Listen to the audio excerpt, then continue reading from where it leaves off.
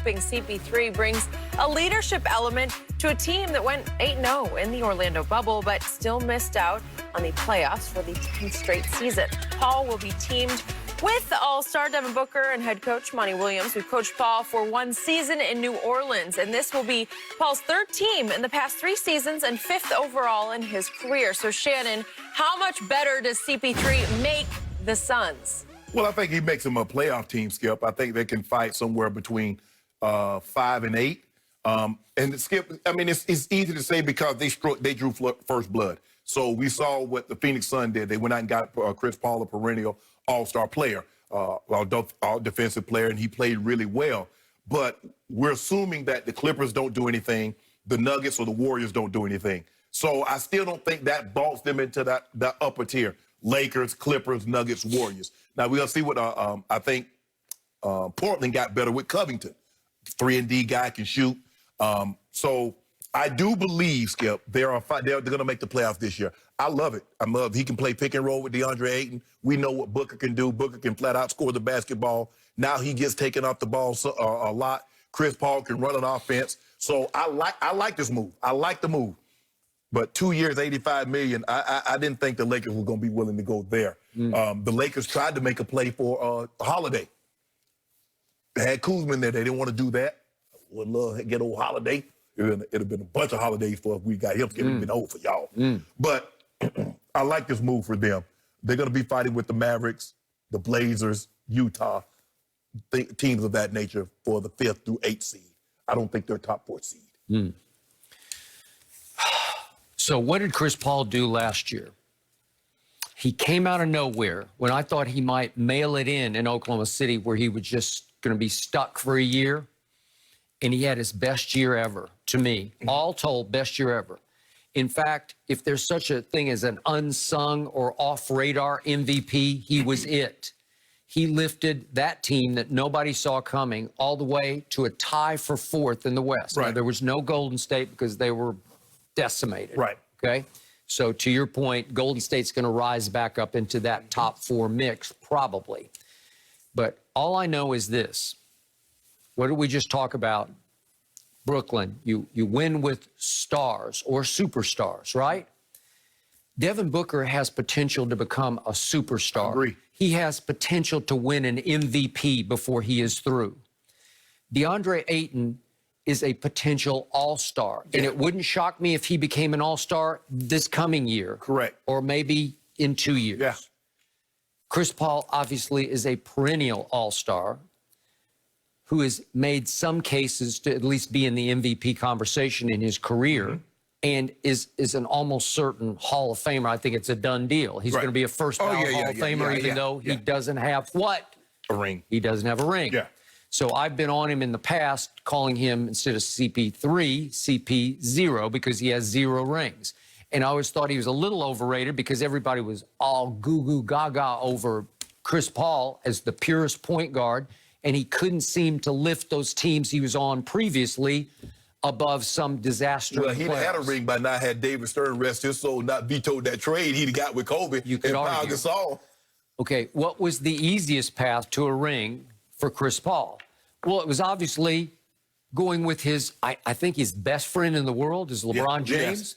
So are we all somewhat surprised, if not shocked, that it didn't end up Chris Paul with the Lakers? No. Okay, he is only the president of the Players Association. So if anybody has any sort of behind-the-scenes clout, if anybody can dictate his future, it's CP3. So I thought he might just force his way to the Lakers, whether you liked it or not, and you didn't love the concept of it. But I just thought that he and LeBron would conspire to make it happen, because who are the 2 most powerful men in all the basketball world?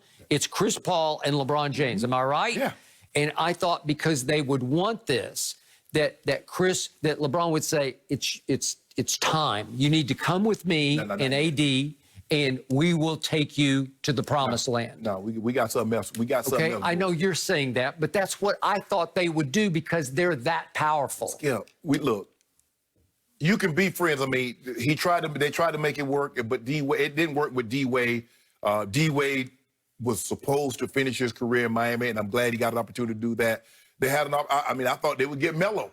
Melo seemed to be a great fit, but they didn't pull the trigger on that one. But here's the thing, Skip. You told me that the 5-month layoff, the player that benefited the most was LeBron James. Well, I call that, and I see you, Chris Paul.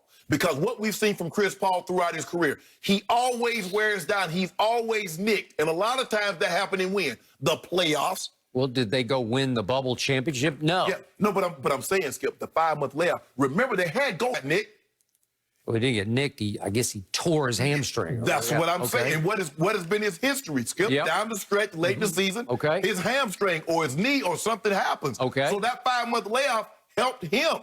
Okay, well, I'm suggesting that Chris Paul took a hard look at LeBron and AD and the Lakers, and then he took a harder look at Phoenix, and he said, you know what? I kind of like my chances in Phoenix right now because... You like your chances better in Phoenix than L.A.? Yeah, because he's saying it could be his show. The other one is LeBron's show. And I think in the end he said, you know what? I don't need that. I want to go win it my way. You want a show or you want a ring? Yeah. When you go to show and tell, when you take your kids to show and tell, well, this is my daddy. What you got to show, Dad? What you gonna show him, Skip? You're gonna show him 3 Phoenix superstars. That's what you have potential to have. Guess what? When Zuri, when she go to show and tell and say, "Well, I'm bringing my daddy," she don't tell him who her daddy is, and she go in tow with LeBron behind her with a fist full of rings. Kershang! Daddy's getting old. He's kind of an old dad. He got to bring him a thing. That's how we used to do. We put a thing in a pillowcase, thing that means something to us, and we put it in a pillowcase. And he come in there dragging them rings. Like, what's in that pillowcase? And he dump out all them rings on the table. He's only got 4. He about to have 2, 3 more. Gonna get at least 2 more. He gonna get at least 2 more. Well, Chris Paul is saying, my way. I'm going to Phoenix because I'm seeing greatness in Phoenix. Monty could have had his job. Monty Williams turned his job down to go to Phoenix. Okay. Now look at that, how they looking. Yep. You looking really good. You win in this league with stars, and all of a sudden Phoenix has 3. Who got 2? Wouldn't it be something if Phoenix had 3 players on next year's All-Star team? Is that possible? Hold on. It just doesn't happen. Let me ask you a question. So what's going to happen with AD, Yoke, and Gobert? Are they going anywhere? Because those are your bigs in the West. There's another one called DeAndre Ayton, and he is on the rise. Okay. Literally on the rise. Well, I guess Gobert's getting bumped off because you know he's not bumping off Yoke or AD. Okay, every time I watch him, I say, you know what? That's a star in the making. So what's Jokic? He was only the first overall pick in the draft. I'm not saying that, but you saw Yoke. You know what AD is. I don't know if AD can handle the big stage. Kobe, walk up right on the Nuggets. Yes, save LeBron from himself. Well, he did. I'm glad you brought that up. LeBron's over there saying, don't look at me, I'm frozen. Yeah. I'm frozen because I'm 1 for 6 in the 4th quarter, and I don't want the ball, and I know you called the play for me, but I'm just going to stand right here and hope nobody notices. What did he tell Chris Haynes in Game 5? He said, I'm ending this ish tonight. They going home tonight. They leaving the bubble tonight, Jack. Against the Miami Heat. No, I'm talking about the Nuggets. Oh, I thought you meant the last round. Think about this, Skip. You see what happened to Jimmy Butler? He played that historic game and came back the next night on fumes. My guy have put together games like that for 6, 7 games. The Heat lost their leading scorer in the playoffs, Dragic, and they lost their heart and soul, Bam, in Game 1.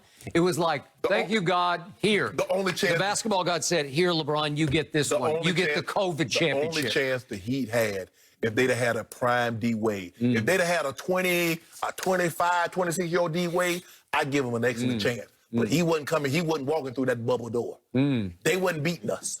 All I know is that Phoenix team that I was watching at the end of the year, if they keep Sarge, which I assume they will, and Mikal Bridges and Cameron Johnson, they got Johnson, and if they keep Javon Carter, who's a 3-and-D specialist. I just want to know, tell me the guy that's going to do something with GO. I want to know the guy that's going to do something with GO. Tell me the guy they got over there that's going to handle him. Devin Booker has star written all over him. I'm talking about superstar, maybe MVP. Skip, you know it, and I know it. I'm not debating his offensive game. His game is superb. The quote-unquote GOAT, the phony GOAT you're talking about, only dreams of shooting the ball the way this kid can shoot. No, we can't. We never. Only dreams. We never going to be able to shoot the ball like Book. But he can dream to have a third of the career we got, and he'll be an Hall of Famer. If he just have a third. He's got a shot. Now, if he have half the career we got, we talking about a